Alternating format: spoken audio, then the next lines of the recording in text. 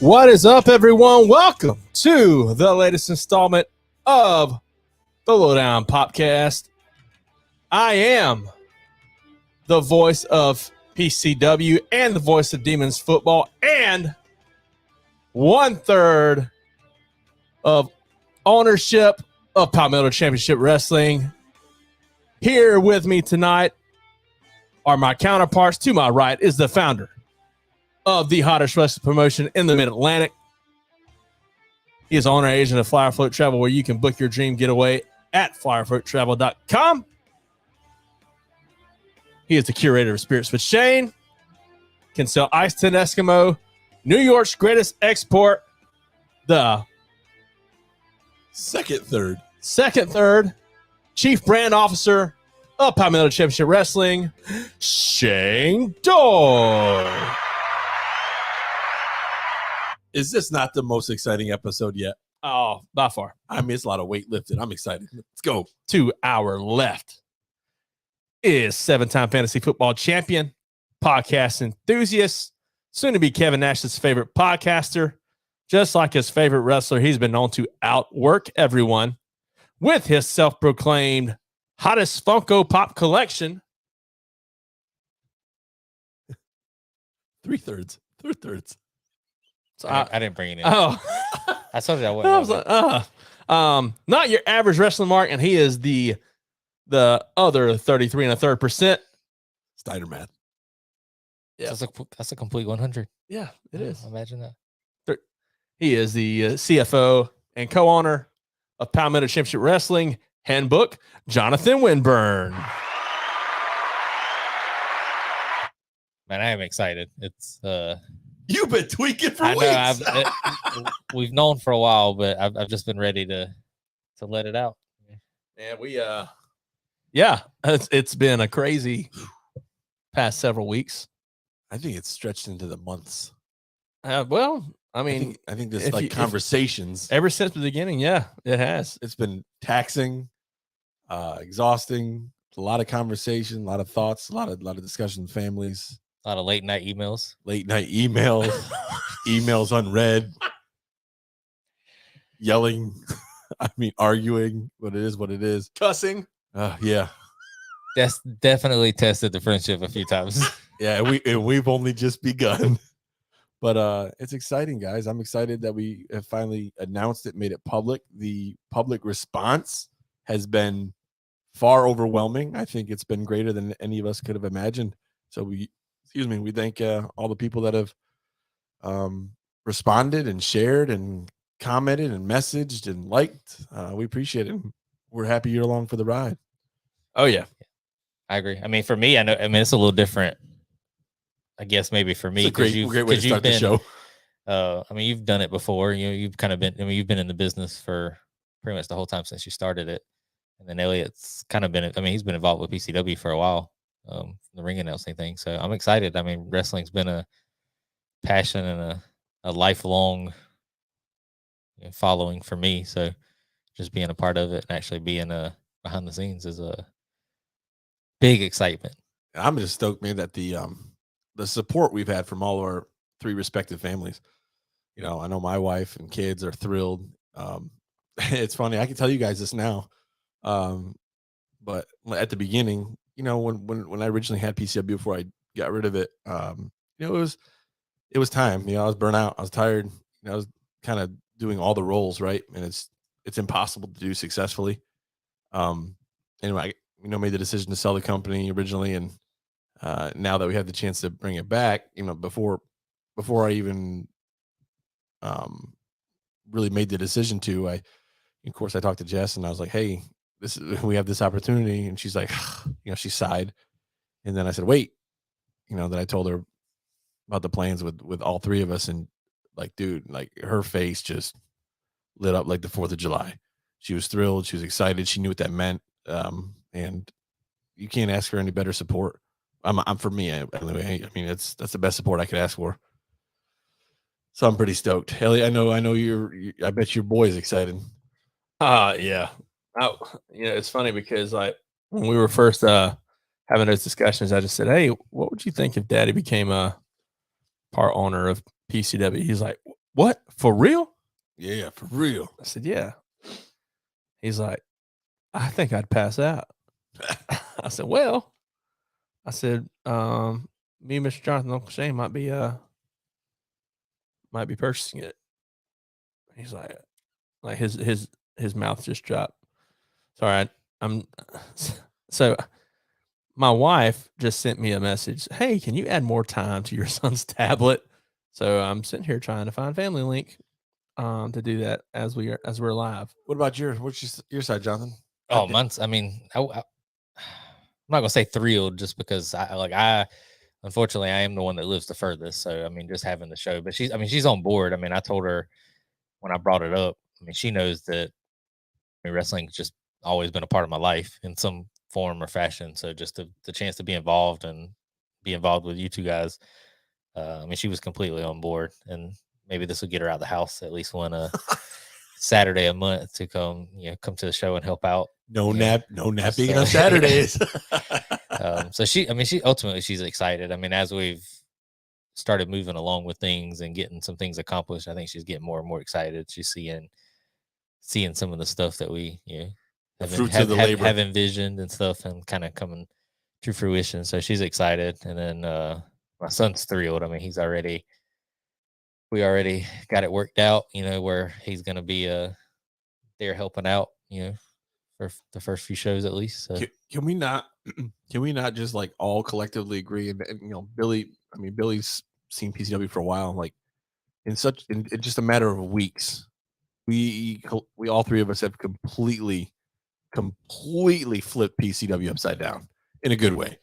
We brought back people that have been, in my opinion, vital to PCW in the most successful days. Elliot, you'd agree. Oh yeah. Jonathan, you went back and looked at the past and you kind of brought yourself up to speed with it. Brad Joyner brought him back as far as the graphics. Which, by the way, if you have not got a chance to check out, Palmetto Championship Wrestling on Facebook, go look at this first show. The theme is kind of playing off of Super Smash Bros. Speaking of Mario, but the flyer looks fantastic. Why are you looking at me like that? You're gonna bring up Weangelo. No, I was not. You were. I wasn't. It was on your mind. It wasn't. I was actually going to say, what's his favorite material to use for clothing? Denim. You said that. I know. You gave it. I said it the other night. I said it to work today. I said to the girls at work, and they were like, "Shade, you so stupid." Blame Elliot. So there's a lot of things we've done. Again, it takes money to make money. That's kind of like my mantra, and we've made sure that any funds necessary have been put in the right areas that maybe have been missed out on or been neglected, or areas that were cut back previously. But I think bringing back Brad Joyner, we can all agree, has already changed the game. Brad Joyner's been doing, I referred him, by the way, cheap plug there, but to AML, he's been doing AML's graphics for the longest time. Yep. And he does phenomenal work there. So they're Monsters Unleashed graphic right now. Brad is phenomenal. And then another big pickup, I think, for us was Keith Andrews, out of Georgia. He did the little video, the Camden video that we released. The interruption video. That gives me chills. I think that's pretty cool. That's been getting a lot of traffic today. And then just overall social media presence. I think social media presence has been a huge change for PCW in the last couple weeks, and we're seeing a exponential increase in traffic to PCW. So I'm stoked. Launching T-shirts. Bringing back some big things coming for sure. Man, the limited edition. Yes. Hey, limited edition T-shirt. So if you like the flyer, what's merch? That we have on the Facebook site, and you pre-order your tickets and add on the VIP package, you get a limited edition show T-shirt that is going to be themed around the poster that you can only get with the VIP package. They will not be sold at the show. Nope. You gotta order them and then pick them up. Or if you don't want the VIP package, you can still just order the shirt with your ticket. But just for pre-orders. But why would you not want to get the VIP package? Because then you also get the poster for free. and you get early free. entry. For So, free. guys, Early entry, meet and greet, there's other benefits. it's a no brainer. If you're gonna drink, sorry, wrong stick. All I know is that is absolutely stunning. So last week we recorded the podcast. I'm at Elliot's and I don't even know how it come up, but he said something about coffee and he was like, "Well, if you didn't," I mean, he was like basically did the whole his whole ad read, but wasn't. I don't necessarily think he was trying to be funny. He was like, "Well," he was like, "I mean, I love coffee." I mean, but he said it the way he said it, just as if he was doing the ad read. Yeah, it's. I was like, I think I've heard that before, a time or two. What else about PCWS? There's a lot. Excited to still have Ethan Case in the PWA. That's definitely not going anywhere. I think that was a huge retain. Billy said, with three great minds, as Sheamus and Drew say, banger after banger after banger after banger. Hey man, that's our plan. As being, the ownership of PCW for sure. And as Shane mentioned, bringing back Vital Parts and keeping Vital Parts. Yeah, with Ethan, and his crew. Hey, don't get me wrong. I think PCW did great with Henry and previous people involved, but there's just when there's a change and there's a shift, that you're going to get people that we think can help bring us to another level. It's not anything against anybody that was previously involved. It's just we just think we can take what they had and make it a little better, make it our own, and change it up a little bit. And I think I'm excited. And it all starts with moving to Kershaw County. But we all have the same vision too, yes. where we want the company to go, which helps. Yeah, we're not on 3 different pages. I think absolutely. I think that was the other big thing. Kershaw County, Camden. That was decision one. Wouldn't you say, Elliot? Besides buying the company, I'd say so. I think I'd say that was definitely top of the list on this, and that's the thing is that I think one thing that we've all learned is sometimes it's not it's multiple things moving at one time. It's not necessarily okay. Make this decision. All right, next. Make this decision next. It's like, all right, guys, we got 47 decisions we need to make. Yeah. Yesterday. Yeah, we'll miss Sugars for sure. This is just a new chapter. Agree, Billy. Sugars is a good dude, man. I love Henry. Always have. Who knows? He may pop up a time or two. He might. I think, yeah, I'm excited. It's been exhausting. It's been like mentally exhausting for the last couple weeks, but we're now at the point where tickets are live. That was getting to that point was like everything up to it was like, oh my God, but we're finally there. Flyers and posters and everything will be distributed throughout the county. Coming probably within the next week and a half, 2 weeks. So that'll be big, getting some attention out in public. Yep. Had some great response. Had Russell Brazel from Kershaw County shared our stuff today. A lot of big people spreading the word for us, and that's the thing about Kershaw County. That's what we love about the county. In case y'all haven't seen it, there it is. Yeah, there it is. That thing is sharp. PCW Super Smash Brawl, Saturday, April 15th. VIP at 6, general admission 6:30, Belltown at 7. Mm-hmm. Beautiful, nice. Can't wait. So I'm pretty stoked. What else? What else about PCW? I have that whole week off before the show, so you're gonna be like, I'm gonna be amped all week. Well, you're gonna have to have your boots on the ground. Hopefully, you're in town. Yeah, I will be. Not running off. I will be. I'm not going nowhere. But yeah, all my funds went to PCW. Yeah, touche. But yeah, well, Billy, I knew Billy would be excited when he found out. Yeah, especially when we moved it. What? No. Oh, and then I heard him. I was talking to Billy the other day, and he's telling me about like his work schedule and like how he works. He works on PCW days until like a certain time, and then he had to get like off work, go home, and immediately go to Lexington to make it on time with his whole family. So, more. So stuff like that, it really hits me in the heart, man. Because I'm like, we made the right choice. I mean, because that's just one story, right?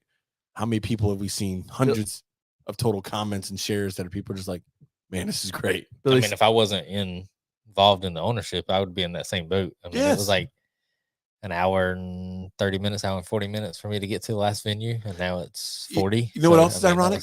One of the PWA students from Lugoff, ironically, and her grandmother owns Camden Carriage Company, the horse carriage company. Oh, yeah. She made the comment. Like, what? No, hey, that's our family business. She's like, yeah. I was like, great. Hopefully it makes the video. Hey, I asked for permission, boys. I did several times. I'll own it if I get contacted. They had nothing to do with it, but it's a good video. That's live on there. I appreciate that. Yes, I'm going to say that. Play that back. I'm going to play back. Yeah, so that video was found by, not going to say any names, Chris Evans, that sent it to me.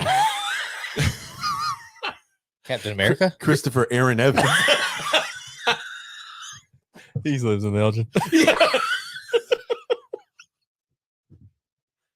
Christopher, he goes to church at Radiate. He sent this video and he says, "Oh man, works in IT for TD Beck." Stop it! I'm trying to get this out. He's part of the cybersecurity department. You may or may not be in the booth to your right when you walk in. I don't even know where I was going. Oh, so yeah, he sent this video. He's like, "Man, it wouldn't be a good idea if you did this." So how he leads it off, of course. So my mind's like, okay, I'm doing this. I don't know what this is, but I'm gonna do it. He's like, you should just like interrupt this video and do what we did. And I watched it. I'm like, oh, and I messaged him back. He's like, I'm like, yeah, you shouldn't have told me this or shouldn't have showed me this. And then he sent me like evil emojis, and I messaged you guys, and you're like, ask for permission, and I did. I called and emailed. I got proof on a Sunday. I knew they wouldn't reply, but I called them twice, left 2 voicemails. I got proof of calls. Why do we have these voicemails at 10 o'clock at night? Why do we forget to respond? Well, I did ask. I sought out permission. And let's be honest. That thing had 80 total views in years. Okay, now it's probably 480. You're welcome, Camden. I mean, it's glad we can help. I mean, we literally got more traffic to that video than they ever had. So, like I said, I'll own it. It was my decision. I made it by myself. Jonathan actually warned me not to do it without permission, but I asked for permission. Only because we're just getting started. We just getting started. I was like, we're about to like cross some bridges and set fire to the other ground before we even get going. I honestly think it's a good thing. I think Keith Andrews did a great job with the video, and I think it excites people. I'm just glad it's going for 38 more days, 39 more days to the show. Yeah. Countdown. Yeah. Anyway, ready to start sharing some other news as it comes along. I don't know what you're talking about. Which part? I mean, matches. Yeah. Oh, yeah. More things at the show. Oh, yeah. I was like, what's he know that I don't? A lot. So I'm excited. It almost sounds like something we should have our drink to. Yeah, I agree. Yep, y'all go for it. Y'all, you want to toast with some water? Yep. That's all I can toast. So I'm on an 8-week program. You're eating French fries tonight. No, I was not. Your son, look, what the heck, bro? That's gonna be a conversation with Dad. Yeah, son. First of all, I wasn't. Second of all, I wasn't. She was adamant. Your son. So Jonathan, I said, well, my son lied. That's what he said. I heard it. He lied. So this is actually something we've had. However, I changed it up. I think it made more sense to make it this way. So I made the caramel apple a couple weeks ago. It was with a butterscotch schnapps and a green apple vodka. I changed it up and went green apple vodka, butterscotch. I switched the order. No, just so this is actually a higher end butterscotch schnapps, but it's also green apple crown instead of the green apple vodka. So I think it smells better. Do the smell test. I did on the camera. It smells better, right? I'm not. I know you're not a fan, but I'm not a fan of green apple. I know. I don't like green apple. Well, I think this one should be good. I'm hoping. It's not pickles. It's a little drop. I have pickle juice. 3 things for us to try, and this might be the best thing out of the 3 things I have, or the 4 things that we try tonight. So. Oh boy! Is it alcoholic? No, none of them are. Billy says Crown makes everything better. Yes. So it's green apple Crown, which is one of my favorite. I think my favorite drinks. Period. Straight, chilled, cold, mixed, doesn't matter. And then a higher end butterscotch schnapps. Hopefully it tastes better. So this is green apple or what? Caramel apple. I'm sorry. To you and PCW, Elliot, to the future, all the fans, support, love, every way. Yes. All right. And it does taste a lot better. Smoother. It's a lot smoother. Okay. Much improved over the last one. Actually, that's actually kind of good. All right. What do you want to keep this taste train going? I want to do everything. Yeah, everything. Is anything else alcoholic? No. Oh. Yeah. Dang it. Shane, let's talk about that. I'm fine, guys. I'm fine. That was really good. Billy, you'd like that. All right. First up, we got a Move Coca-Cola. Move. Yeah, it's a new limited edition. It's like a creation, like a fan submitted it. But I was gonna try. Oh, No, it's zero sugar. it is zero sugar, but I was gonna try it the other day, and I looked up the flavor, and somebody said it had a real coconut flavor to it. And I was like, no, I don't like that. I didn't buy it. But then when you see the other stuff I bought, this will probably be the least of my worries. You probably should have drank those first. Apple. It's heavy. And You pour this in the shot glass. no, just bring the bottle. You drink some first. I don't know if I want to do that. Just pour it in. I mean, you got 3 cups right here with ice. Well, yeah, ice makes things messy. Move. Yeah, smell test. Smell like coconut? Oh. That's coconutty. It's all for right. sure. Yeah, it doesn't smell good at all. I'm not looking forward to it. I don't know why I bought it. You bought it because you knew this was going to be the perfect time to showcase it. Ugh. All right. No. No. Here. That tastes like my suntan lotion. No. Actually, It's very flat. It's a flat tasting soda. That's what this. So It tastes like I had a Celsius grape on Sunday, the day before I started this program and stuff, and the Celsius grape tastes like a flat new grape. yeah, it's very flat. What's it? It's in a shot glass. hand me your shot glass. Why is it clear? Well, it's Sprite. You're not going to show me what it is? Oh no. Oh, I don't like this game anymore. It's soda, though. I want to go home. You know it's soda. I am home. It's I'll tell you what it is after you drink it. That was good. it's fruity. Okay. Ready? Yeah. Do I gotta shoot it? Can I just sip it? Just sip it. You're like, you can't pour me a shot glass. He shoots it. Oh, just sip it. Wow. Woo. Okay. That is Smarties or Spree or something. Warhead. Yes. Warhead. Whoo, my cheeks. Ghost Warhead. Green apple warhead. Wow. That thing is good. It is sour. How ironic the drink was apple. Green apple. Well, that's why I put it in the shot glass, because I figured it already had a green apple. You should mix flavor in that. it. You should mix that. Don't encourage me. What? You should mix that with the crown apple. You should. That is strong. Last drink. I bet that with a crown apple would be good. Elliot, I'll try it for you. Don't tempt me with a good time. Last drink before we lose all our viewers. No, we can't lose Billy. Billy's commenting. He can't even see it. Oh. Are you using this? Did you use this? No, I did not. So the brand energy drink that is Ghost. Yes, turn it. I honestly, that's my favorite brand of energy drink right now. That and Zoa. It's Ghost, and it's the Warhead sour green apple. All right, last one. The one I'm looking forward to the least. This is probably going to be my favorite segment Pickle. part of the show. pickle. I would never. Don't say that. No, I've never. Can I? Not on purpose. Can I introduce it? Not on purpose. You sure? I don't care. Ladies and gentlemen, we kind of Tell the backstory here, though. we kind of alluded it. We've to heard this it before. Shared it. First, Billy says Kroger has the ghost. Yeah, they do. So here we have, if you can't see it, I'm going to call it Peepsy because it's Pepsi with Peeps. Peeps are absolutely disgusting.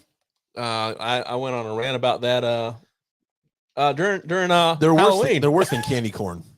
I agree, and I like candy. Oh, I can tolerate candy corn. I cannot tolerate Peeps. I think the texture is awful.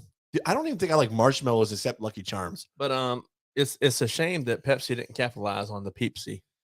Did they look at the name? Did they do something to the name? It just says Pepsi times Peeps. Awful, absolutely awful. They got the Peeps. But the story is, I absolutely hate.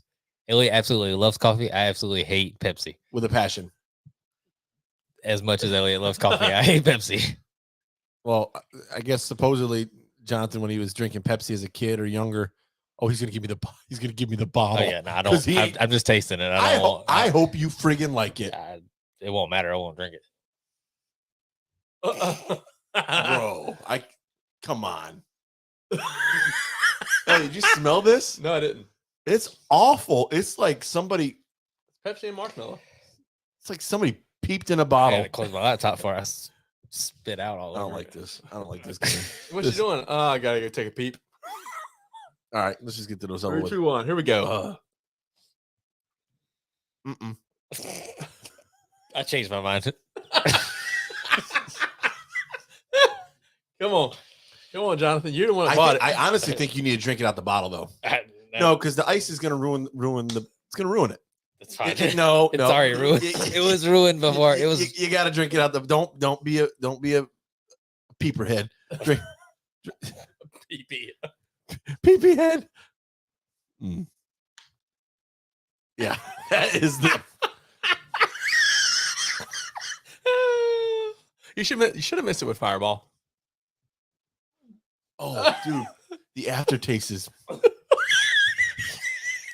He's gagging on the air. It's like Elliot choking on his tongue. I didn't make any noise. I was just like, look at his face. He's disgusted. His peeps are nasty. It does have a very weird aftertaste. It's like plastic. Well, so are peeps. Plastic. Oh my gosh. Oh, that was fun. Gosh, my heart. You gave me all these ideas to try while you're all talking. Fireball and what? I'm going to try that. Peepsy. Okay, I can do that. Oh, hand me my stuff. You really should do the. I'm gonna do it all. Brown apple and the. Yeah, I'm gonna do it all. What the heck? No, I'm already in the mood. Not in that mood. I need the Peepsy. I don't even want to touch it. He's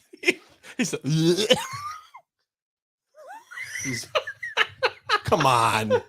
I mean, it was bad, but it wasn't awful. It's not just the flavor. I really just don't like Pepsi. He can't believe bad experience with Pepsi. He can't believe he just tried Pepsi. Is what it is. Peepsy. I did it for the listeners. I'll regret it later. Not a fan. Even Fireball can't make that taste better. Oh man, I love this segment. That made it fun. Pepsi times Peeps. Okay. Artificial marshmallow flavored Pepsi. Perfect. I might sip on that. I don't know what I'm gonna do with it. It's not. That's definitely not zero. No, it's only 69 carbs. Wow, that's death. I mean, I don't like Pepsi unless us mixing it with Peeps. It's only 69 grams of sugar. It's all those Peeps. All right, so guys, we had AEW Revolution this past week. You know, upon reflecting. So obviously the match that stole the show was the main event, right? You know, it had to. But go back from like beginning to end. That pay-per-view was solid. It was, yeah. I'm talking top notch. I really I really going back and looking at all the like results and everything, and then we'll go into it. But I think the whole pay-per-view, man, there wasn't a match on the show where I didn't enjoy and didn't have a meaning. Yep. You know, it all had a meaning. It all furthered a story. It had a point, made sense. I enjoyed it. To answer your question, Billy, I haven't tasted a ghost yet that has that fake sugar taste. No, because it's what are they sweetened with? Not aspartame, it's No. sucralose. They use the energy green coffee bean. Oh yeah, okay. They use green coffee bean, so it doesn't have that artificial fake taste to them. Ghost is my favorite brand. I do like Zoa if I want to change it up though. Yep. But Ghost, I think. So if you were looking for that true flavor, whatever that's on their can, it's gonna taste like. I mean, they have their own like generic flavors. I mean, cherry limeade and stuff, but they have good. You know, sour. I'm not green apple warhead. That was good. Sour. Swedish warhead, fish is watermelon, Swedish fish. Fantastic. The blue raz warhead. Sour Patch Kids, blue raspberry, and the red berry or whatever. Yep. They got a strawberry one too, right? Maybe. I'm not sure. Bubblicious is awesome. It's so weird, but yeah, everything they list on that can. You got to think that the companies that they're advertising on there, like they know that their formula is going to taste like what they're selling. The orange creamsicle is still my favorite. That is really good. I forgot about that one. That is really good. And it's Jonathan. I've also had the orange dreamsicle rain, which is good, but the orange dreamsicle rain is a little bit flatter in taste than the Ghost is. The orange dreamsicle rain was my favorite flavor until Ghost launched theirs. Yep. I think like gone are the days, man, like where I go to Bang first. You know, Bang used to be my go-to for everything. So Bang took away my favorite flavor, which was purple Kittles. Hang on, I'll go ask. No, I'm just kidding. But purple Kittles was good. That was really good. Took it away. Radical Skedaddle. Yeah, that's still there. I think that was my second go-to. Yeah. Go ahead. But all right, this is for you, Billy, by the way. Go ahead, Elliot. No, those are just two of my two of the ones I really liked. So we should try and get sponsored by an energy drink. We should try to get sponsored by anybody that's willing to pay us. I mean, period. Truth. I don't care who it is. Well, I do kind of care. I have some morals, but on the morals? Yeah, do you? Come on. Jeez, guys. Ooh, that's appley. Ooh. That's actually really good. It makes my cheeks. That's happily. That's happily. Happily ever after. Yeah, run through the card. Let's go. The whole show. Pre-show. Yes. Ari Daivari, Varsity Athletes versus Lucha Brothers and Mark Briscoe. I didn't see that one, so I'll have to let y'all. Yeah, it was fantastic. I didn't make it in time. I say every time I see Mark Briscoe on AEW programming, but God, dude, AEW missed the mark by not. See what I did there? Mm-hmm. Come on, they missed out big time not getting the Briscoe brothers or no, I take that back. Warner Media missed the mark with the Briscoe brothers, and I hate it. I hate it every time I see Mark Briscoe that it took the death of his brother to get him the airtime he deserved. But he's running with it, man. Well, and he's money. It's because Warner Brothers has their mark. His name's Tony Khan. It's so That's funny. That's so bad. That's cute. That's cute. Yeah, I thought it was very entertaining. Mark Briscoe is in his own element, and I think he's going to go on the run of his career. By the way, they're moving him. I agree. I mean, Lucha Bros. So I mean, either you love them or you hate them. Yeah, there's no in between with them. Yeah, I love them. Yeah, same. Gimmick, Me too. So Jonathan always raves about those masks. One thing that I love Pentas. One thing that Penta did some move that was he had two of the varsity athletes on. with Ray, and they did a double team move where he also at the same time did he did a vertebreaker or something along with like a package pile driver on the other one. So I was like, what the heck? God, dude is so talented. But anyways, so that was your 0 hour. Then to open the show, they went Ricky Starks and Chris Jericho, right? Yep. Which wasn't everything we thought it would be. Jericho putting over the younger guy. Surprised? Not really. Ricky is in his own league right now. He looks like $1 million. The music is so good. I get amped when I hear Ricky Stark's music. He's over with the crowd. I think it was the right call. But what would you grade it at that match? Is this gonna be like IMDb where you rate me against? Sure, why not? I'm not rating you against anyone. I'm just asking you your personal opinion. I honestly would give it a solid B.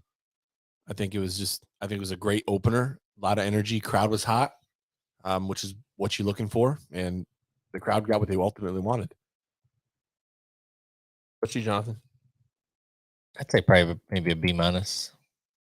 I think it was a good match. We're in the same letter. And it was the same. It was the outcome that needed to happen for sure. A few like little things. I mean, he didn't get involved in the match, but the whole build about JS being banned from ringside, and then you did get Sammy come out. Now he didn't make it to the ring. He got attacked by Andretti, but I mean, with the stipulation, he shouldn't. I don't know. It's just just trying. They just found some way to put him on the card or on the show, but get him paid some way. Just a few little things, but overall, it was a good match and that was the right outcome. I would say I'd put it at about a B as well.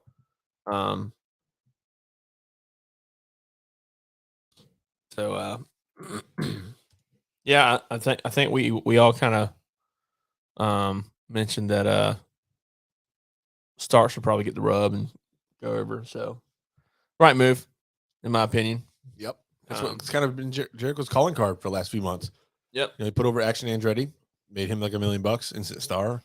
I think this is the move to kind of Ricky Starks is already a star, but I think this is maybe kind of elevate him a little bit higher to get into it, give him a little boost that he might need to put a TNT strap on him or something. Yep. Second match.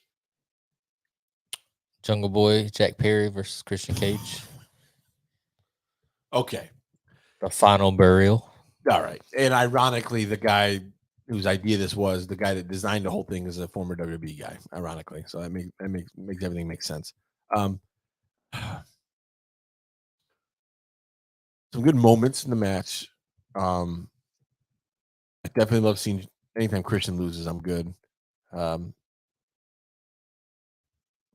I don't know if the word's cartoony. I don't know. There's something carny. Something about the match. I mean, it's wrestling, but yeah, that's to be expected. But there was just something about the match that just didn't hit with me. I don't know what it was. I can't put my finger on it. I think it's the fact that Christian was in the match. No, because Christian occasionally has his moments, but I don't know if it was the finish and seeing the casket drop and I don't know. There's something about that's the best part of the match. The way the casket dropped. Okay, well, all right. I'd probably rate the match as C+. I don't think it quite lived. I mean, the opener needs to start hot anyway. It needs to start the show hot. So I think they started the show with the right match. I just think this was this took a little nosedive, a little short downward turn, but better to have a nosedive at the beginning than at the end. Yeah, exactly. And a nosedive only makes that main event even more meaningful. Yeah. So, but it was watchable. I mean, it wasn't like I was watching the match. Oh, this match sucks. I think they had some moments where that it was definitely hard hitting and everything. You definitely saw when they got near the casket, though. There's definitely some miscommunication and missed opportunities. Or it got hokey. That's the word. Hokey. That's all. Do the hokey pokey. What about you? Turn yourself about. C. Oh man, see. Christian Cage with the C. Captain Charisma. I agree with that. C as well.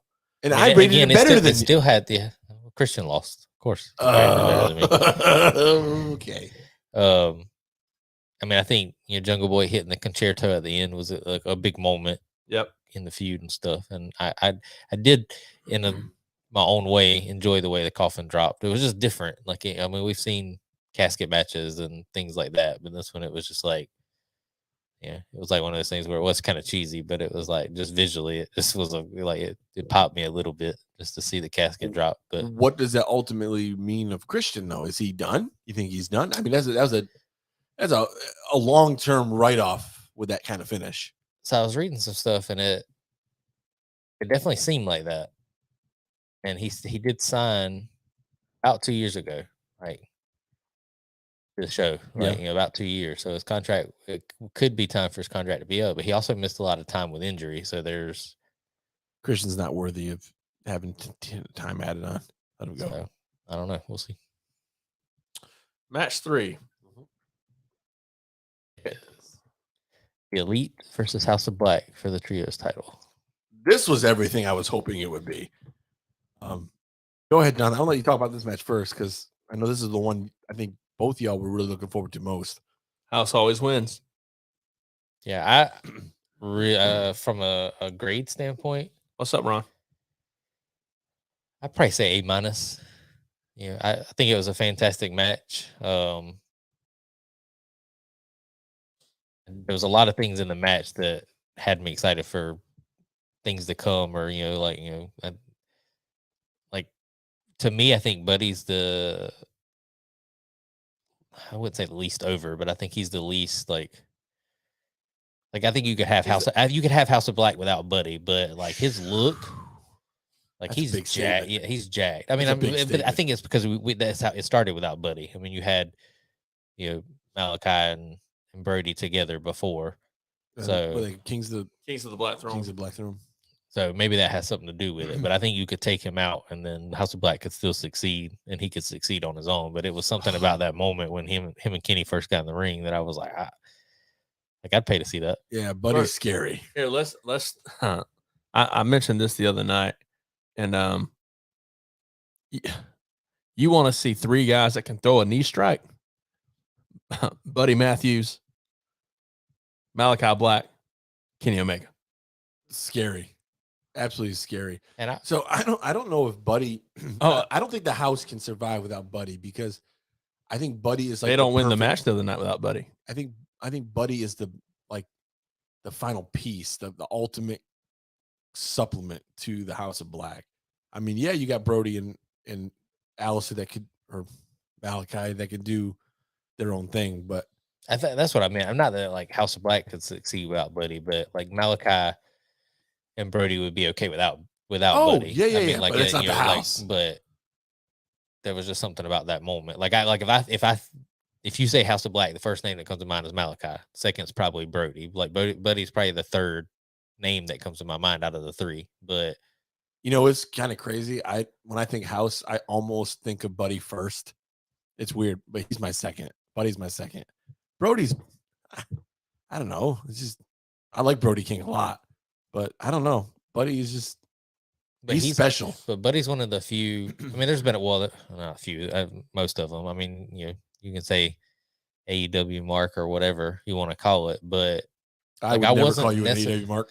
I was never a fan of Buddy or really had any interest in him in WWE. I mean, like he was a good worker, but just nothing that drew me to him. But it was when he left and he started posting the videos. Yes, the jail stuff. That I was hooked. It didn't matter where he went. I was hooked. I was like, this is so, I liked him a lot. And then he became the disciple of Seth Rollins. Yeah. But I've always been a fan of his finisher, Murphy's Law. So wasn't he the one that was dating Alexa Bliss? Yes. Maybe that's why I didn't like him. Yes, jealous. No, but like, so think of Rhea Ripley now. Think of all. Not so jealous. I don't know. Anyway, that's a whole other conversation. A+, by the way, is what I'm giving the match. I'd give it an A, a solid A, not an A-, but I think it was Incredible moments. The falsies toward the end were fantastic. Let's not forget about the knee, Elliot. Who did the springboard and they caught the knee? So Nick Jackson did the springboard. Yeah, and he landed on Buddy Matthews. They went to do the Meltzer driver. Moment of the night, the spot of the night. It was perfectly timed. Well, that ended the match. Yeah. I'm talking about for the whole pay-per-view. Right? Didn't that end the match? I think it led. I mean, it was part of the. It was a build up to the finish, but it was perfect. I mean, the match. I'm an elite guy anyway, but with the house, it was just perfect. I was gonna say on the ratings, I would keep them in order, even though we might grade them in order. Keep like Shane's first on all of them. Oh. Yeah, I'd give it a solid A. Then I'm trying to think. Oh, so it brought up an interesting point. You said you were not interested in Buddy in WWE, but so think of all the talent in WWE or in AEW that were in WWE, and the majority of them, I would say, I'm a fan of more now than how they were utilized before. Now, Malachi is different. Malachi in NXT was fantastic as Aleister Black. Elliot, wouldn't you agree? I mean, Aleister Black was amazing. That's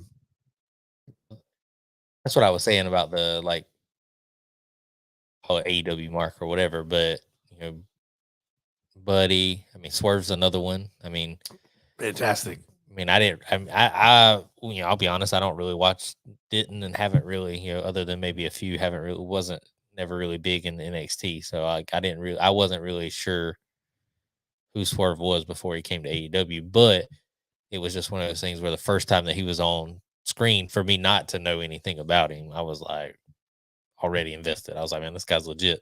And I mean, he's killed it since he's been there. So I think of it this way though. So Dean Ambrose or John Moxley? Yeah, because it's all about creative freedom. That's the common denominator with everybody. Everybody's has at least more creative freedom in AEW, the freedom to do maybe execute ideas they may have, and I think it works in their favor. I mean, I'm intrigued. There's not really many people. Is there anybody in AEW that was in WWE that you don't like what they're doing now more? I'd have to think on it. That immediately sticks out. Like even Swerve and Moxley, Jericho. I love what Jericho's doing. Miro would probably be one. Oh, that's just because he's not used. I mean, somebody that's on active TV. But even when he was being used, I mean, I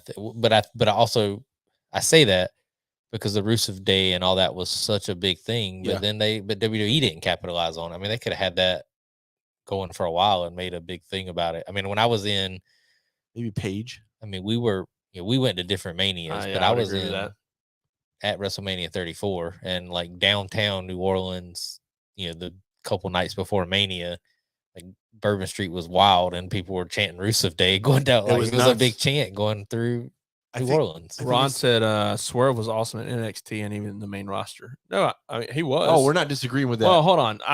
I would disagree with that. He was awesome in NXT. He was nothing on the main roster. But also, to my point, he's used better in AEW overall than what he was in WWE, in the WWE system. Now, I said Paige, Saraya. Yep. I think Ruby is another one that they're dropping the ball with. At WWE, she was killer. Ruby Riott. I don't know. I feel like I don't think she's doing better now in AEW than she was. I mean, she's not as appealing to me. I don't know. Could be just my opinion, but so so the thing with Saraya, in particular, that I don't know if I didn't forget. I think I just lost sight of because we talked the other night that I don't know. I'm just not like it was a big return or her coming back, but then just since then it's just kind of been really weird and I don't know. I just don't feel like it's hit the way it needed to. Tony Stormer's trash. Period. But that's all you have to put. They don't like Tony Storm, Ron. I do like Tony Storm. I like Tony Storm too. But I'm a fan of Tony Storm. But I think we got to remember with Saraya, like, I mean, she hasn't been back very long, but she hasn't wrestled so long. Like, I think the ring rust is starting to wear off. I think that was part of it. I noticed in the match, just on the pay-per-view, that I felt was probably the best match she's had since she's been back. And I think as she gets more comfortable, being back in the ring. Not just that she hasn't done it in a while, but also just being weary of like her injury and stuff, and just kind of getting over that hurdle that I think she'll start to open up a little bit more. So, feel like I was overcritical the other night when we were talking, and then after reflecting, I was like, maybe she's just getting back in the swing of things. She's been going for a while. So let's move on. Let's match 4. Was that a women's match? Yep. So we're right here on the women, Saraya and Ruby Soho and Jamie Hayter. I'm gonna give it a C plus again because I think it's hard for me to.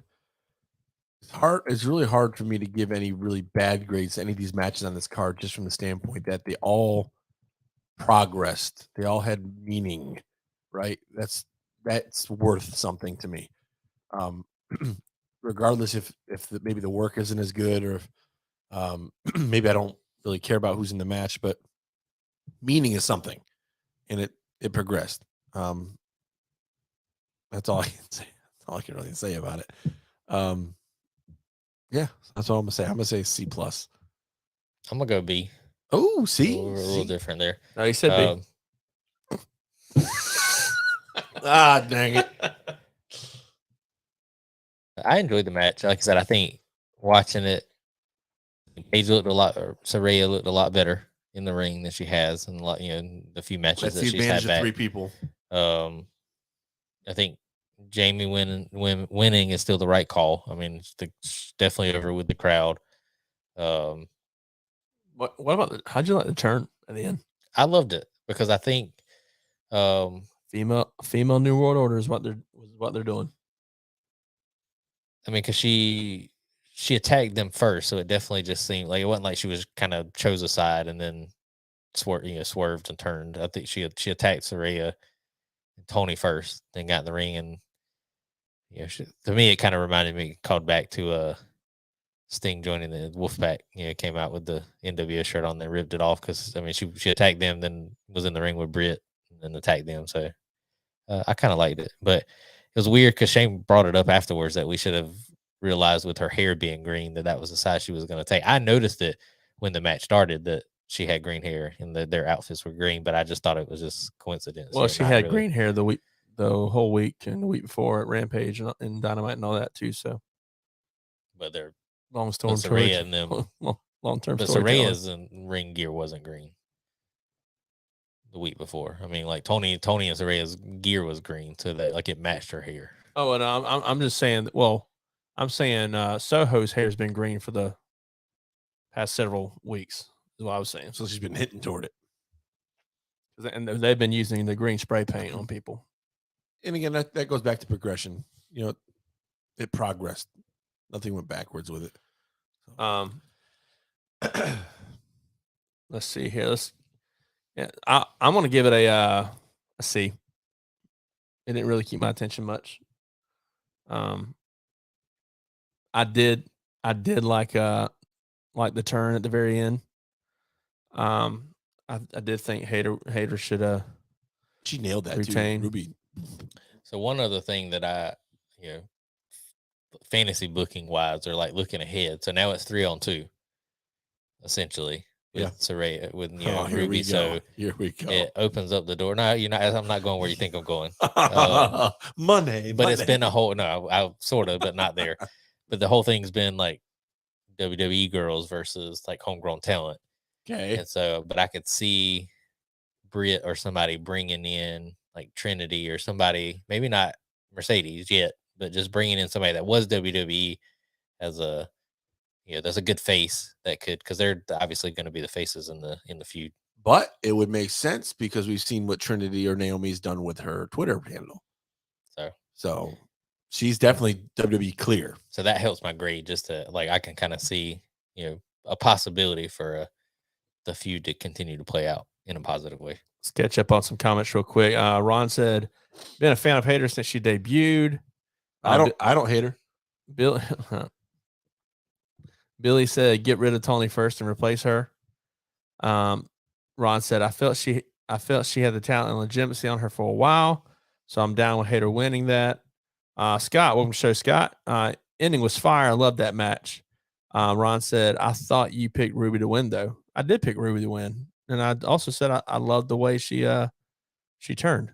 I don't know what you're getting at. He's trying to start crap. That's what he does. Yeah, it was still a C. Just because I picked someone to win doesn't mean I'll enjoy the match.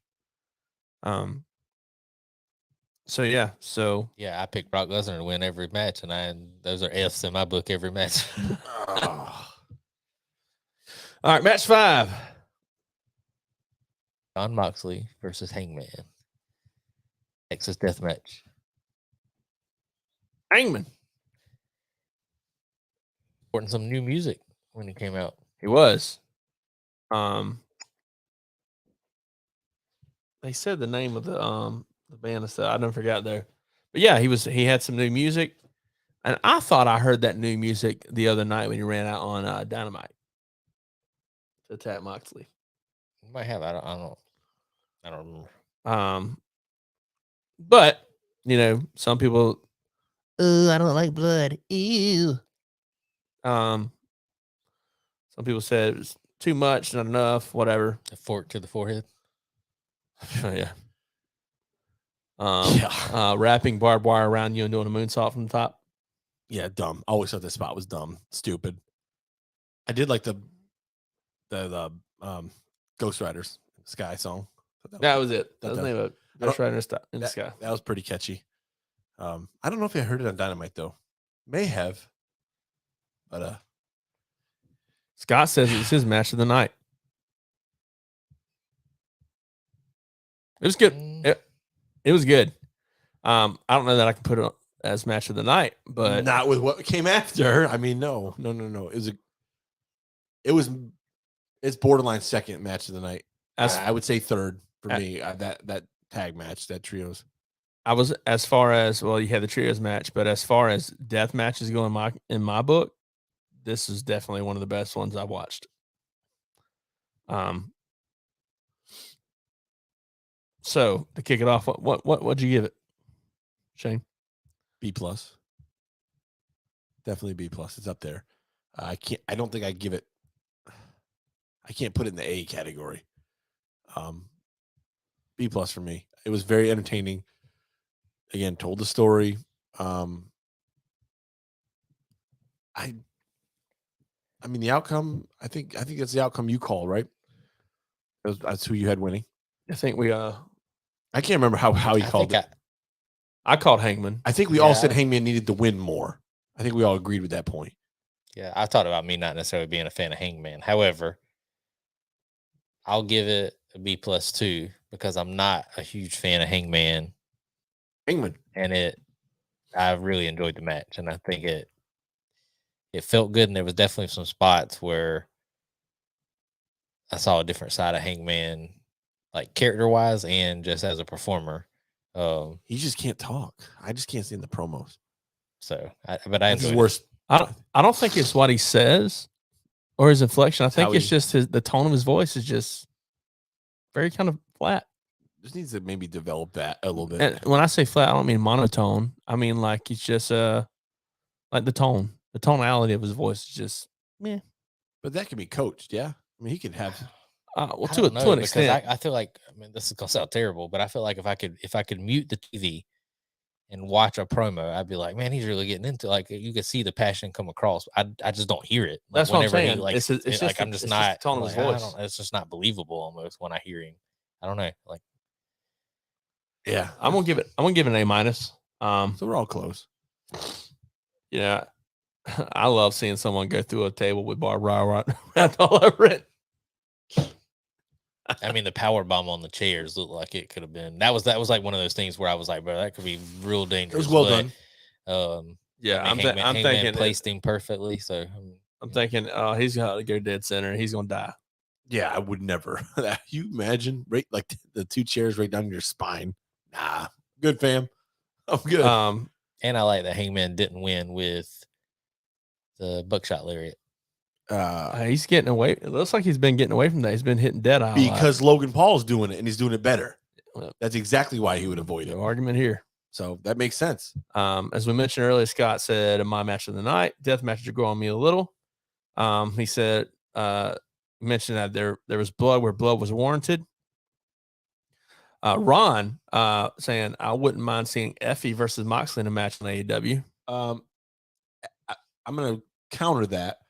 I would like to see Effie and Moxley in GCW, in Game Changer Wrestling. Yeah. More than AEW. I think Moxley, because GCW is Effie turf. I would rather see it there, and maybe have it spill over to AEW. But I would rather see it start in GCW.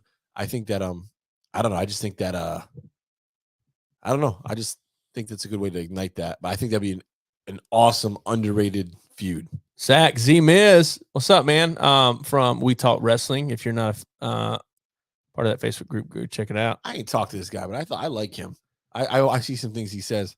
So he's kind of like us. He's pretty opinionated. Yeah, Zach Z Miz, he gets some hot. So he's part of. I think he's owner of a wrestling company, promoter or part owner or something like that in Illinois. He talks trash. I like it. He says he was not a fan of the card really, but it was a good show. You know, that's funny because we were all the last week. Wasn't it Zach that said it last week? No, Zach wasn't here. Somebody said it last week that I was watching. I was like, this card really doesn't have any. Yeah, it was a guest. Somebody else chimed in and said that last week. And we kind of was like, yeah, you know what? You're kind of right. There's nothing that really kind of stuck out. But it delivered. He said, nobody knows what Ron's talking about. Ron says, well, he's laugh a lot, but I mean, y'all were talking AEW, so I went with that. Oh yeah, the Effie versus Moxley. Yeah, I'm tracking. Oh, he's drinking. Z-Miz says he loves him some wrestling. Well, we love us some Z-Miz. Ron, are you sipping on something tonight? Let us know what you might be sipping on. I don't know when you joined, but scissor. Sipping on some scissor. Nah, that's the next match. Match 6. Put Z-Miz over here with what he said.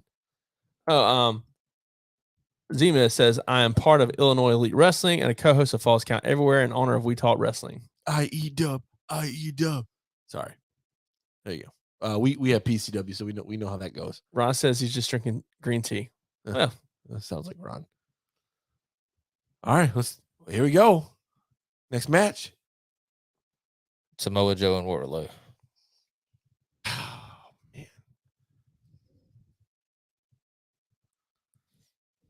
Oh, man. Predict it's the outcome I thought, giving that strap back to Wardlow and keeping the one on Joe. I'm gonna go with C+ for this match. Two big dudes. I mean, it's definitely physical like we thought it would be. Wardlow lost a lot of us. Not in this match, but how he's been featured before it. I mean, this is obviously their way of trying to, build him back to where he was. I missed the hair. Wore those hair. I think that was like a calling card. But I don't know. I think this was probably my second least favorite match of the night.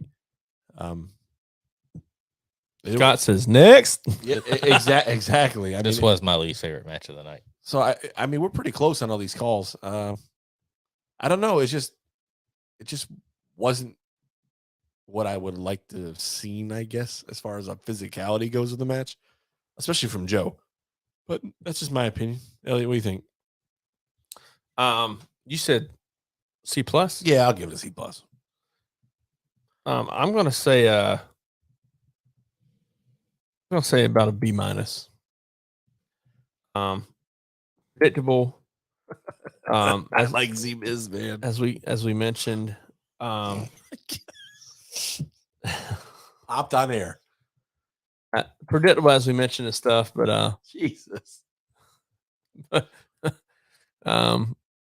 yeah, it's just, I mean, Powerball and Symphony is what he typically wins with. I get it, win with a kick clutch to try and make him look stronger and everything, but I mean, he can't lift Joe. So, Elliot, you gonna read Zach's comments? Yeah, he said, I've been on AEW though. I love so many people in that company, but they just can't sell me on characters. He then says, Like Jungle Boy is lame, and him winning does dick for Jack and all. So Jack and all. Ah, God. Sorry. I don't know what's the funnier part, the Jack and all or dick. what about you, Jonathan? C-. Man, we're all real close tonight. So I'm almost maybe going D+. So I didn't Whoa. quite enjoy the match at all. I think that they've had better moments in other matches between the two.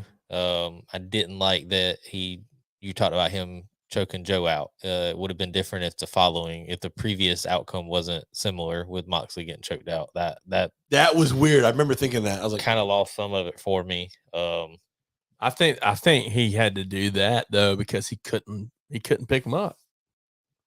And with the Joe power was, bomb? and Joe was gassed.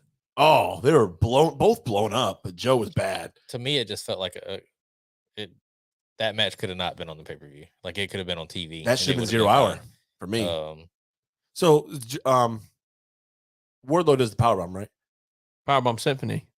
He powerbombs him, then does a little thing, picks him up real quick. But can he finish him with one powerbomb? He's done it. He's done it before. All right, so it really should have been. If you can't pick him up, I get it. It should have been Joe on the top rope. Nope. Knock the rope down, or go up underneath him, catch him, and then powerbomb him, finish. It's simply done. Get to the corner, go to do 10 punches. Yeah, but it would have been all Joe at that point, and then you just finish the move, get the match over. It would have saved him from that finish. That was just like its predecessor. So that's my take on. That's how I would have finished it from a writing standpoint. Yep. But I did laugh. I saw somewhere where somebody said Wardlow was Jeff Hardy in Batista's body. Swanton. Awful. But because he does the corkscrew thing, the whisper in the wind, and it's so weird seeing a guy his size do all that. Though I just thought it was funny. Demon says I meant it all like that. Of course he did. Mm-hmm. But what I mean is the wind did nothing for him. Wardlow should have been pushed when he was hot. He was piping They hot. get people hot and over, and then we don't see them for like a month. Exactly, and it's a bloated roster. I think that has a lot to do with it. I think the lack of TV time. I mean, this is nothing new that nobody knows, right? Yep. It's bloated roster, lack of TV time, and a lack of creativity. I think. Granted, I think AEW does some things better, to an extent. But it just seems like once they do something, it's like forgotten about or just gone. It's weird. Zima says Wardlow does it all better than Jeff Hardy. Jeff Hardy effing sucks. Well, he's clean now, supposedly. Well, for those of you who don't know, Zima hates Jeff Hardy. Does he? Yes. Heat of 1,000 Suns hate. Are you kidding? No, I'm not. I'm not. He'll let us know. I'm taking back everything good I said about him. Jeff Hardy. Jeff Hardy's match against Sting and Impact was phenomenal. That was match of the year. Remember that, Z-Miz? That was great. I can't get behind that statement. Z-Miz can. He knows what I'm talking about. All right, match 7. I can't believe it. That match put Sting on another level. That really cemented his place in the Hall of Fame. That match with Jeff Hardy. Scott Larson says Jeff is looking for a driver apply soon. For next 10 years. Poor guy. Hey, that's awful. That's called. He's lucky he got off that easy, though. He is. Matt Hardy is and forever will be the better Hardy. I can't get behind that statement. That's either. awful. That's awful. Now Matt Hardy. Oh no. All Jeff does is jump off. Hey, what's wrong with that, Zach? All right, what is wrong with that? I'm sorry, but if that statement's funny. But think of the things the matches he's had. I mean, do you remember the ladder match with The Undertaker, the TLC match, the TLC match at WrestleMania, all of them, the return with Matt at WrestleMania. I mean, he's been a part of much bigger moments. Fist no flips. I see what he did there. No. Zach, stop. Matt, Zach could be a drinking buddy of mine. Come on down to South Carolina, Zach. Match 7. Yes. So this was a tag match. the Guns versus Jay Lethal and Jeff Jarrett versus the Acclaimed versus Orange Cassidy and Danhausen. Danhausen. Can we not just say, Elliot? Can we not agree? Here we go. And for the viewers, this is true. As the match kept going and going and going, Lethal and Jarrett were hot, and man, Elliot and I were like shaking one another because we thought that Jarrett was going to pull this thing out with Lethal, and that was our hope. Because for those who don't know, listen, when he hit the stroke, bro, I was like, that's it. It's done. Put the belt on Jarrett because Jonathan's gonna stroke. He's gonna see the stroke and stroke out. I'm telling you, Jonathan hate now. I put it on the level of Z-Miz and Jeff Hardy by the looks of his dialogue here. For those who have listened here regularly, y'all know his disdain for Brock Lesnar. Yeah, he made the comment, "I hate Jeff Jarrett more than I hate Brock Lesnar," and that is crazy to me because I think Jeff has more to give than Brock Lesnar. I think Jeff does have more to give. I agree with that statement. I think that what I do agree with that statement. I think that stems back to like his feud with Sting in TNA, doesn't it? The King of the Mountains. Well, no, so that has a part of that. Probably has a large part, but I can recall my world. I love it. But I can recall like Double J back in '96 in WWF absolutely hated him. WCW hated him. I mean, like never been a fan. And then when I started watching TNA because of Sting being there, then it was just kind of one of those things where it was like, I mean, the guy's the booker. He's putting himself over. I mean, like all the time. So then I just have never been a fan. When he was doing the dance, I was like, Jonathan's gonna stroke out here watching this. This is awesome. He does this right here. Boom. I thought it was so funny. Boom. I really wish they went with that finish because I would have. No, the pay-per-view would have went from like a very, very good solid pay-per-view to this whole pay-per-view sucks. Jonathan, did you make the comment day to one I'd left? Of course he would have left. He doesn't have to make that comment. I'll tell you, he would have been gone. Match was very entertaining though. Had its spots, had its moments. I think everybody looked good in their own right. Danhausen made a run. Danhausen. There was a shot where I thought they were gonna win the match. Yeah, I really want him to legit have an actual match. Like, I mean, not just. I mean, they always put him in these comedic spots, even in the matches where he's in. But I mean, I think if he got a shot, I think would surprise some people. His ability and his in-ring ability. I mean, the spots are funny, but it's just even when he's having a full-on match, it's just nothing but a playing off of his comedy stuff. So what's your rate? What's your rating, Shane? B+. Absolutely B+. I had the Scott statement's a little strong for me. I will say, Scott mentioned earlier, I will say Matt's broken gimmick is more than anything Jeff has done. Okay. All right. Let's evaluate on that because Matt's broken gimmick was big in Impact. Okay. WWE killed it with the Woken gimmick. Murdered it. That's because they couldn't get copyrights, but because he was smart. It was big in Impact. It was big on the scene. Now, Jeff has been big wherever he's went in everything he's done.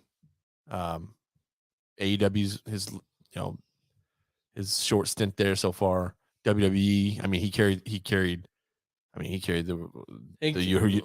got the US belt back whenever he carried the WWE World Championship. Well, I'm talking about even after all the rehab and stuff. Yeah. And I mean, and he's had multiple gimmicks, and they go to Impact where he ran big with Willow and individual and as Willow as alter ego. I cannot say that Matt's broken gimmick was bigger than anything Jeff's ever done. That's a strong statement. I just don't agree. Jonathan, what do you think? That's a tough statement. I'm not a fan of Matt Hardy, so. Well, I can't. I don't think the V1 stuff was good. Oh, with Shannon? No, come on.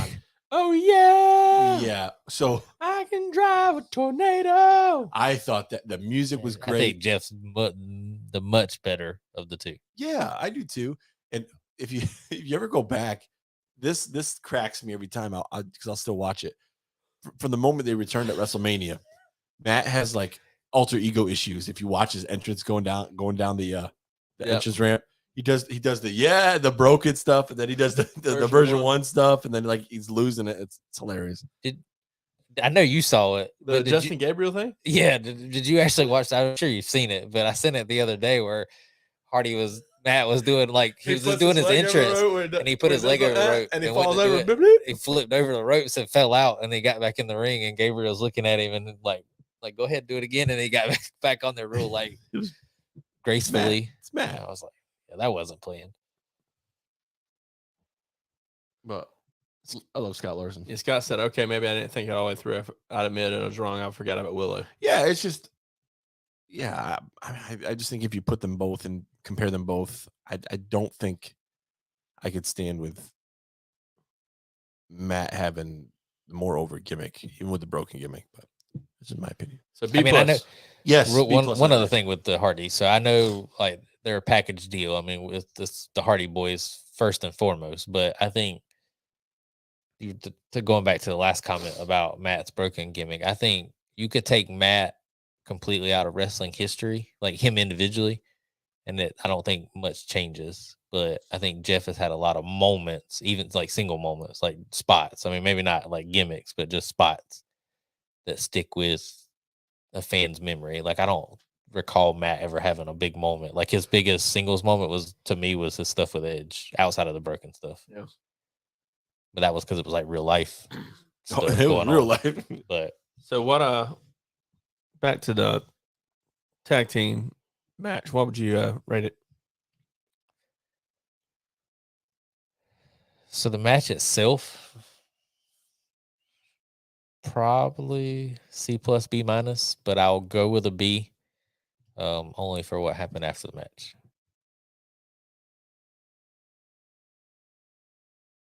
Yeah, I'm going to say I was going to say a B+ as well, because of what happened after the match, like you mentioned.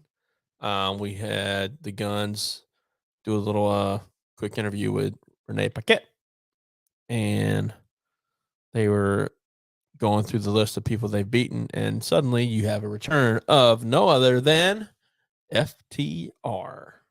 So I think back to a couple weeks ago when the Guns won the title. It seemed like it come out of nowhere. Didn't seem to get the crowd reaction. It was like, man, what are they doing? No one now, which is even at the time, I think that's kind of how we thought it was going to go. Like it had to go that direction with them winning. Makes their title win okay. Like I'm okay with how we got here, because of it makes the most sense for FTR to come back and feud with the Guns with the way everything happened before they went on their hiatus, and the Guns calling themselves Top Guns and stuff. Like it just, to me, it's an easy way to at some point get the belts back on FTR. Yeah, and I don't know the validity of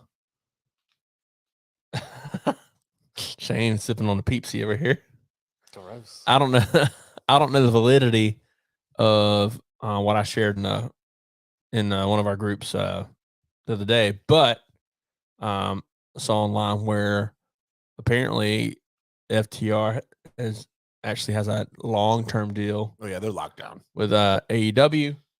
And it said it was that's everything it's been in the works for a while, that their leaving was all storyline just to make it seem like they were kind of on their way out. We could talk about this for the main event, but I think ultimately. So what? Can you hold that comment? Well, no, go ahead. I think part of their re-signing may have to do with somebody else's re-signing or return. We can talk about that after, but I mean, there's other things that we noticed throughout the show. I was just gonna kind of talk about how we hear the comments made regularly in regards to AEW that they lack character building, or they have no story. They don't have storylines, or this, that, the other. I mean, we're talking about a former 7-star FTR tag champions for New Japan, Ring of Honor, AAA, AEW. And obviously, they've done WWE, SmackDown, Raw, and NXT. But you're talking about former tag champions here. Current best tag team in the world. who, for the past 4 to 6 weeks, have been off television, who have been on social media, talking about stuff in their own personal podcast, quote unquote leaking stuff on Twitter.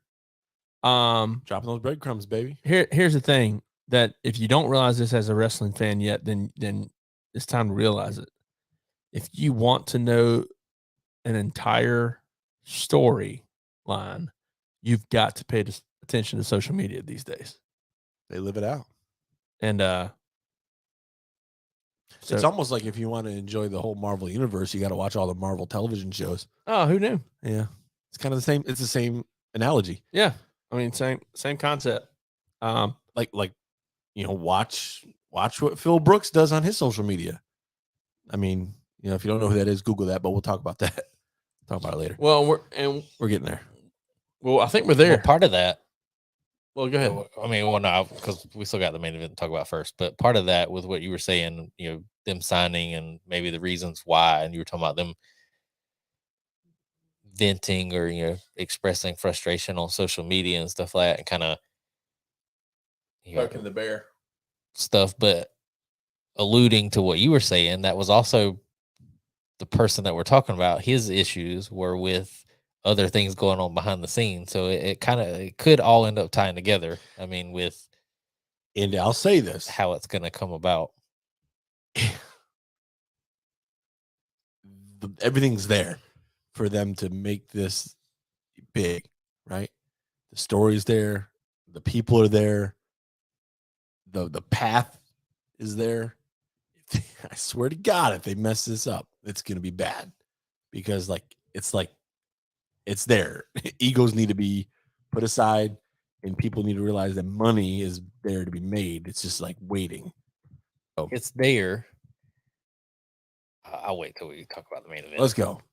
So the main event, Iron Man, 60-minute Iron Man match, MJF versus Bryan Danielson. 67-minute Iron Man match, right? 65. Yeah. But go ahead. This is Elliot, have you led with one yet? Let's hear your opinion on the main event. I give it an A++. That was easy. I thought normally with longer matches, my attention span wants to fade out.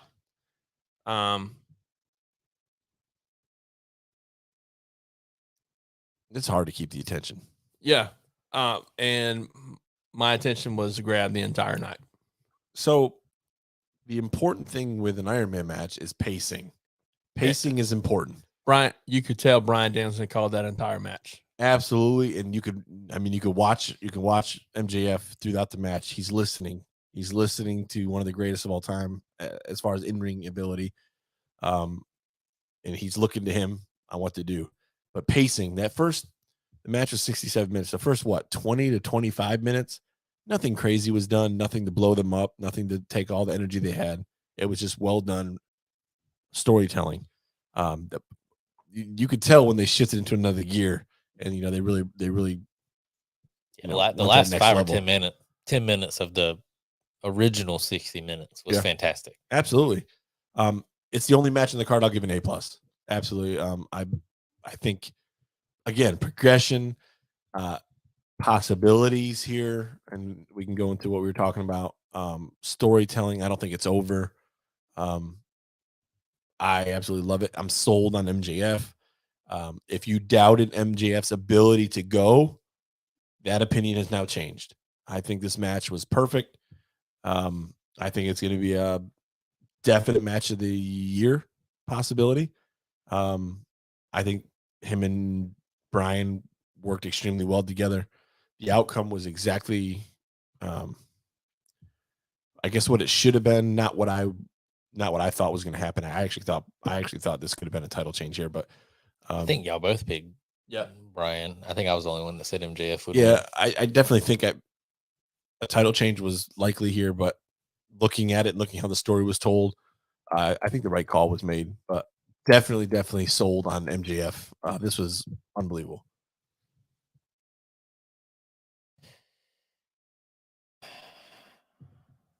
I'm just gonna go with just a solid A. So not your favorite match of the night? No, it was my favorite match of the night. I didn't have anything that was A plus.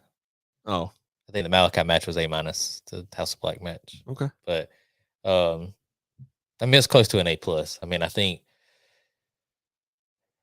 there was. It's part of the match. I mean, you can't go 100 miles an hour for an hour. But I think there was a lull in the match. I think the match was fantastic. So the couple of things that I really, really enjoyed. As much as whether it was a plant or whether it wasn't, MJF throwing the drink on the kid. That was not. They came out about that. It's tequila. Did you read that? I did read that. I don't think that was right. I believe it 100%. That got some heat. But either way, I like whatever you want to say about the segment. Like it's just one of those things where He's an a-hole. MJF is on a whole nother level, and when you have a top heel, and nowadays in wrestling, it's hard to keep kayfabe. Yes, he does a very fantastic job.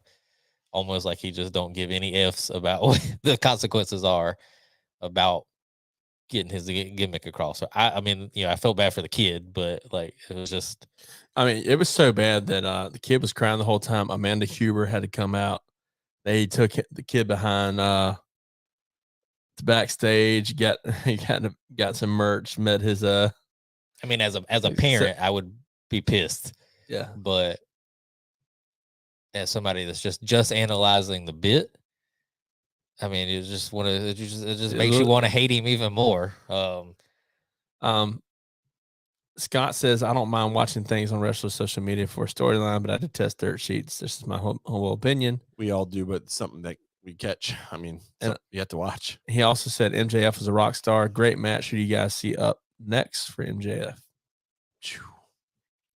Well, let's talk about that. Well, where do you go? Quick, one other thing I enjoyed about the match, just from a small thing. I really like how MJF was able to get 2 pinfalls like back to back, because usually you have it like you get the pinfall, they separate them. It's common sense, but like, yeah, exactly. Like, I mean, if they're down, they're out. Like, get as much as you can. Then he tried it the third time. Brian kicked out. I mean, it was just small detail, but I was like that makes complete sense. I like it.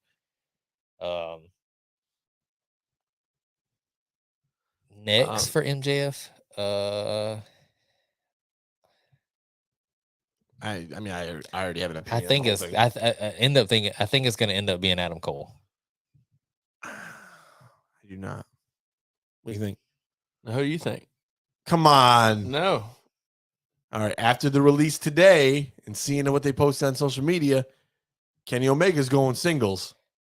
I think we got Omega MJF, which I think is going to be fantastic. You think they do that though? Because I don't see Omega being a face. Why? With Callis? Because he was with Don Callis in the picture. Yeah, I don't. Don Callis is smarmy SOB. I don't know. I love Don Callis, but please no. Oh, come on! It would be good. It'd be really good. Jeremy asked, "Would you guys put this Iron Man match in the same category as the top tier Iron Man match as Shawn Michaels versus Brett from WrestleMania 12?" I want to say yes for different meaning though, like for different reasons. It's hard. I mean, that's a match that's iconic, right? It takes something special to really captivate somebody for 60 or more minutes, and you got to have the moments and you got to have the pacing. And I think everything MJF and Bryan did and had in this match had those same qualities of that Brett and Shawn stuff. I'll say yes, and here's why. To me, you have Bryan Danielson, who's a legend in his own right. I think he'll be inducted into the WWE Hall of Fame one day, and everything. And I liken MJF to a modern day Ric Flair. Okay. So I would say yeah. So I'll say no to me, and I think that's maybe that's why I didn't give it the A+. I mean, there's been some other really good Iron Man matches, but the Brett and Shawn one to me is kind of the benchmark, and it was close. I mean, like Shane said, for different reasons, he would put it in the same category. I do think some of the moments and stuff definitely made it close, but the thing that I think puts the Bret Hart Shawn Michaels one over the other ones was the whole story. Like, so if this would have been, if Bryan would have had the title, or if it would have been this match and this would have been MJF's win for the title, probably I'd put it in the same level. But I think the stakes were there for Shawn. Like, this was a big, the boyhood dream, win an hour. To me, that part of the story sets the Bret and Shawn one up. Not just the fact that the match was a fantastic Iron Man match. But what was the first Iron Man match ever? Oh, I don't know. And I doubt that was the first one. But also, there's another Iron Man match. I think it had Shawn too. Kurt Angle, Shawn Michaels on Raw. It was on Raw. Yeah, was fantastic. But again, so like where you had Bret and Shawn, you have two talented. Nice, Scott. You had two talented, technical wrestlers, right? But Shawn could do a little bit. I think Shawn was a better worker than Bret. To be honest with you, I think Shawn had more of an arsenal than Bret. Bret was more strategic and like mental, and more like the why. Why would you do this? Why do you do something here at this time? Yeah. So, but this match was a little different. I mean, instead of having two skilled in-ring workers, you had a mouthpiece that could really talk and sell the build, and an above average worker, and then Bryan, who is probably one of the best workers in the world. So I think you that's the way to compare them both. Billy says he thinks it's Punk, best in the world. If and when we see Punk, I don't think it's next. Punk, what's he saying? Punk versus MJF. as MJF's next like major feud. I could definitely see it again somewhere down the road. I just don't think that's going to be. Well, I mean, to Billy's credit, let's talk about the media scrum there. Come on. Okay. All right. I'm tired. I've wrestled 67 minutes. So in my opinion, this is my opinion, there is no way, shape, or form MJF says anything he says or alludes or mimics anything Punk does unless Punk's on his way back or unless Punk's already signed or whatever, right? I don't think that'd be very unwise decision as far as AEW creativity goes, especially because Punk does have a cult following. I think that'd be a dumb way to really isolate. Personality. Yeah, it'd be a dumb way to isolate a good chunk of your fan base. It very well could be. He was definitely alluding to Punk a lot, via what he said or what he ate or not what he ate, but what he was doing. It would almost be too predictable if it was Punk was his first feud. If anything, I don't know. Would Punk cost him the belt? I don't know. And then set up a match between them without the belt. I think that would be more Rock Cena. That I could almost see. I thought that. So I get watching the match during the match. I can't even count how many times MJF looked in the camera and said, "I'm the best in the world," and definitely was like, just. And when Darby said "best in the world," that was it. We knew. Mentioning Punk's catchphrases or different things like that, and there's definitely history between him and Punk. My biggest holdup is I just don't see a way that you don't bring unless they're never going to cross paths, which you kind of alluded to this earlier. I just don't see if Punk comes back, his first feud has to be with the Elite. I think it loses. Here's what I think happens: complete luster if you have Punk in a feud first with somebody else before the Elite. Like if they're never going to be in the ring together, that's fine. It'll be a letdown, but it's different. I just don't see Punk. I don't see why you would bring Punk back to do something else before you ignite the fire. I think what you get is Adam Cole and MJF I think you get Punk and FTR versus the Elite, even though Kenny Omega's back to being a singles competitor now per Don Callis. Heck, you could just go FTR and the Elite in a separate thing, and then Kenny Omega and CM Punk in a separate thing. But I think what you get then, though, you get Adam Cole. Well, I think you get Adam Cole winning the belt as a singles competitor. Then you get Adam Cole versus Kenny Omega. And you get MJF versus Punk. I don't know. I mean, do you think? I mean, I know you. There's just no way. Like, that's what I'm saying. I mean, I like the colors. AEW needs a shot in the arm pretty soon. FTR's colors. The shirt design, kind of like a Living Colors, yeah, Code of Personality album cover. Well, how about let's talk about MJF's entrance.